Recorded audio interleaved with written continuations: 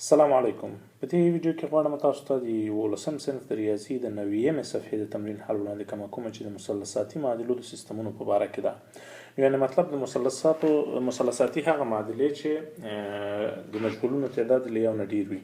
لکه په دغه سیستم کې موږ دوه مجهوله معادله لرو چې پکې مثلثاتي تابعګانې موجودې دي چې x جمع y مساوي کیږي پای پر 4 او دوهمه معادله ده تانجانت x جمع تانجانت y مساوي کیږي له یو سره. د دې معادلې حل به څنګه لاسته راوړو؟ د دې معادلې حل اصل کې ډیر له یو طریقو نه په ډیرو طریقو باندې لاسته راوړل کیږي. نو یو له هغو طریقو نه چې د تطابق طریقه ورته وایي یا سبسټیټیوشن هغه به موږ استفاده کوو. په لومړۍ معادلې نه موږ لیکلی شو چې x زموږ مساوي کیږي که چیرې y د بلې خواته راواړو پای پر 4 منفي y. نو موږ دغه x رااخلو په دې دویمه معادله کې وضع کوو. نو موږ به داسې یوه معادله ولرو چې تانجانت د پای پر 4 منفي y د x په ځای موږ ګورو پای پر 4 منفي y وضع کړله جمع تانجانت y مساوي کیږي له یو سره. په داسې حالت کې موږ ګوره دا د ساین او د کوساین په شکل باندې لیکلی شو چې موږ ته لاسته راځي چې ساین د پای پر 4 منفي y پر کوساین د پای پر 4 منفي y جمع ساین د y پر کوساین د y مساوي کیږي له یو سره. اوس کله چې دې حالت ته راورسوله نو له دې حالت نه موږ دغه د دوه زاویو د مجموعې فارموله استفاده کولی شو. په دې اولیني کسر کې هغه موږ داسې لیکلی شو چې دا مساوي کیږي له ساین د پای پر 4 ضرب کوساین د y منفي کوساین د پای پر 4 ضرب ساین د y. دا ګوره صرف لومړی کسر زه هغه کومه دغومره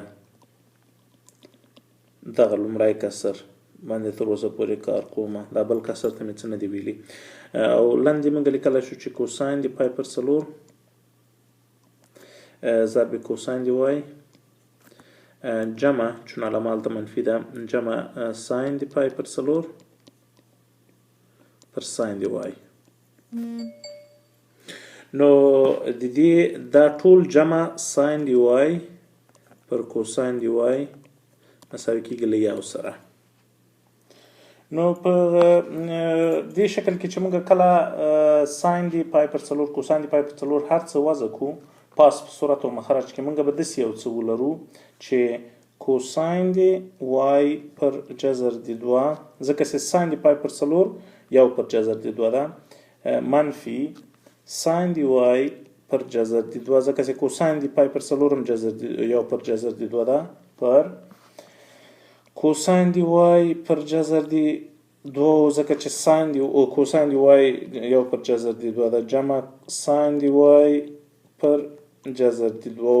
دې سره ټولو سره ګوره ساین د y پر کوساین د y جمع شوی و دا مساوي کېده له یو سره. اوس په داسې حالت کې ګوره په کسر کې مونږ دغه کمیتونه دغه دا او دا مونږ ټول خلاصولی شو چې جذر د 2 ده. نو له دې نه سیستم نه مونږ ته څه لاسته راځي؟ نو هغه جذرونه چې خلاص کو جذر د 2 چې ټول سره خلاص کو داسې یو هغه به مونږ ته لاسته راسي چې کوساین د y منفي ساین د y پر کوساین د y جمع ساین د y جمع ساین د y پر کوساین د y مساوي کیږي له یو سره. په داسې حالت کې اوس موږ کولی شو چې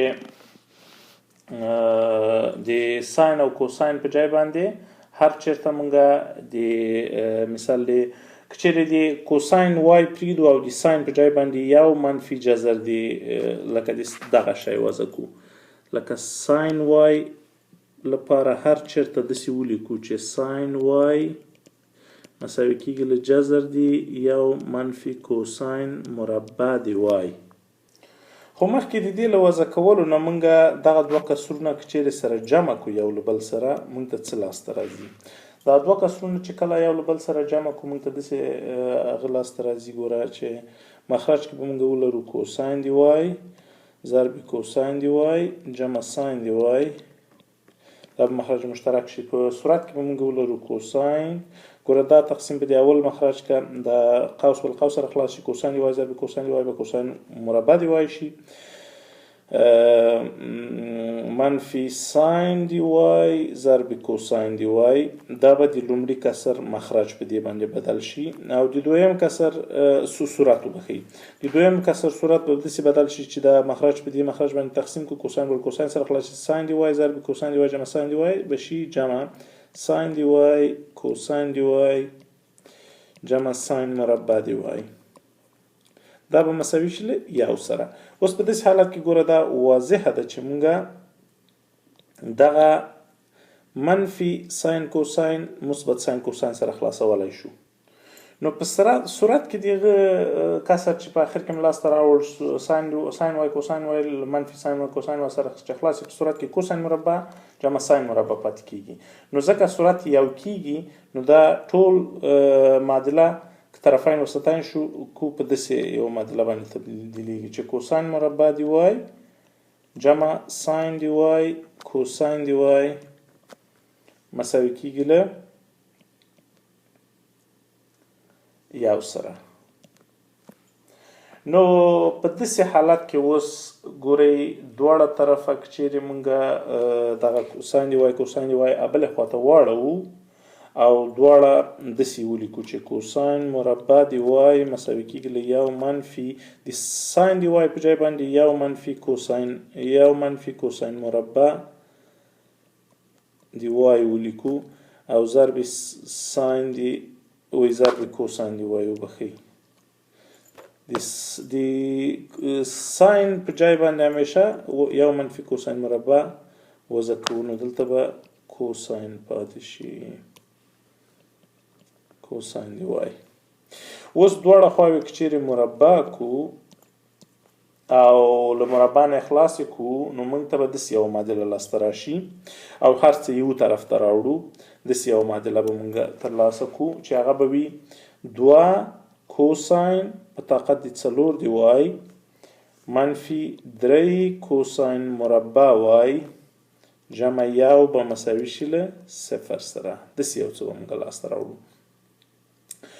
نو کله چې دغه معادله موږ لاسته راوړله نو په دې معادله کې که چیرې کوساین مربع دی وای وبخئ کوساین مربع دی وای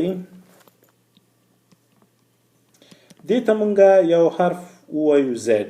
نو دغه معادله موږ د یوې کوادراتیک یا 2 درجه‌ای معادلې په حیث باندې لیکلی شو چې هغه د 2 زد مربع منفي 3 زد جمع یو مساوي کیږي له 0 سره. کوم چې په محمد بن موسی فارموله کې واچي یا په فاکټورایزیشن باندې حل کې په هره طریقه چې حل کې نو موږ لرو چې زد یو مساوي کیږي له مثبت منفي جذر دی وینا وبخي مثبت منفي ته تر اوسه نه رسیدلی یو پر 2 کیږي او زد 2 د موږ یو کیږي. اوس ګوره یعنی کوساین یو حال داسې ده چې کوساین مربع دی وای مساوي کیږي له یو پر 2 سره، د دې مطلب دا ده چې کوساین دی وای مساوي کیږي له مثبت منفي یو پر جذر دی 2 سره. او دویم حال چې ده دینه به ګوره سور خط راتاو کو چې یو حل خدا شو. دویم حل د موږ وی تاسو دا ده چې z2 مساوي کیږي له یو سره، نو ځکه کوساین دی وای مساوي کیږي له مثبت منفي یو سره، نو دا دویم حل شو د دې معادلې ځکه چې جذر مو باسي اما مثبت منفي یو راځي. اوس دغه هر حالت جدا جدا څیړو. کله چې کوساین دی وای زمونږه مثبت یو پر جذر دی 2 شي دا مونږ ته څه حل راکوي؟ دا مونږ ته داسې وایي چې وای زمونږ باید مثبت 3 پر 4 3 پای پر 4 وي او یا هم 115 درجه. اوس دا که چیرې په دغه فارموله کې وضع کو x لپاره x حل کو ورته نو x به زمونږ شي منفي پای پر 2 صرف په همغه صورت کې له پای پر 4 نه سې منفي پای پر 2 یعنی پای پر 2 ورته اضافه کړي هغه به 3 پای پر 4 شي.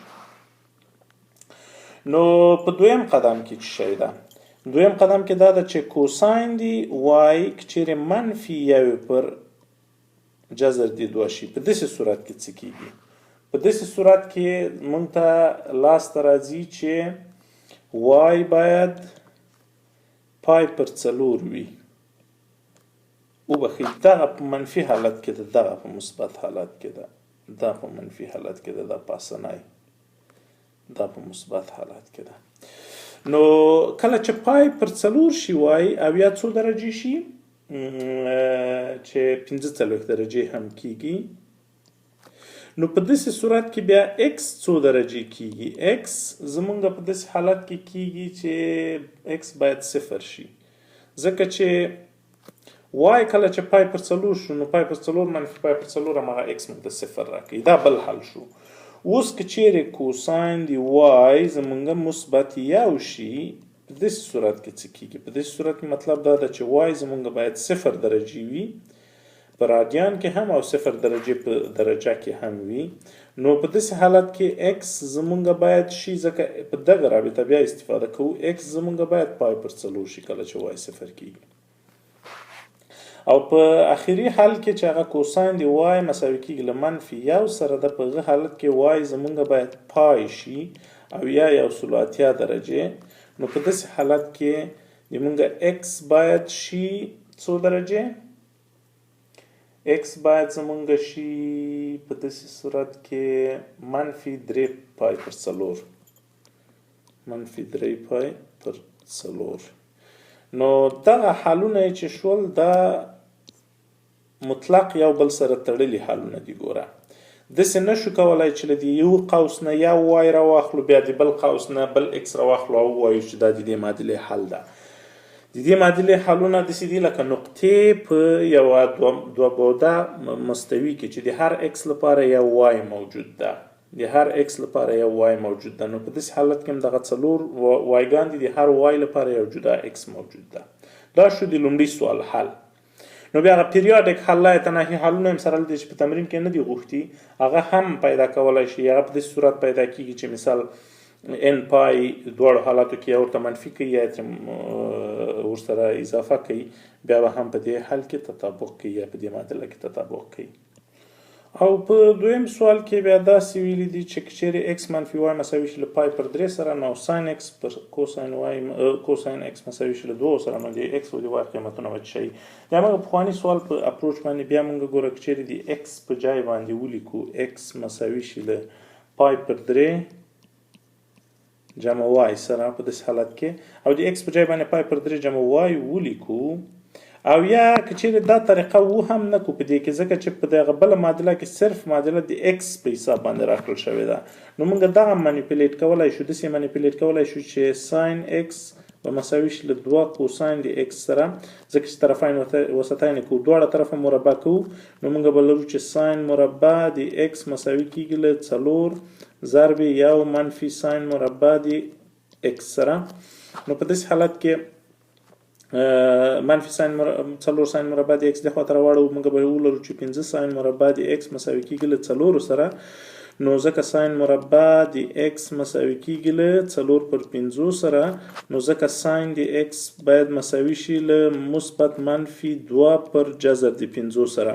اوس د دې معادلې حل د x لپاره داسې کیږي چې x مساوي کیږي له ساین انورس د مثبت 2 پر جذر د 5، دا په ټیبل کې هم کتلی شو، او مثبت منفي n پای، او بل x مساوي کیږي له ساین انورس د منفي 2 پر جذر د 5 مثبت منفي n پای.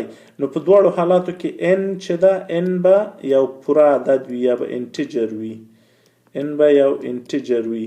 نو په هر حالت کې چې موږ هر ولیو د x پیدا کړله، همغې سره موږ د همغې په حساب موږ y پیدا کولی شو، ځکه چې همغه x ته موږ پای پر 3 ور اضافه کړو، ځکه چې ګوره له دغه اولې معادلې نه موږ ته راکړل شوي دي چې y مساوي کیږي له x منفي پای پر 3 سره کنه x منفي پای پر 3 نو هر یو x چې پیدا کو هغه نه پای پر 3 منفي کو موږ ته د دغه y قیمت هم راکوي.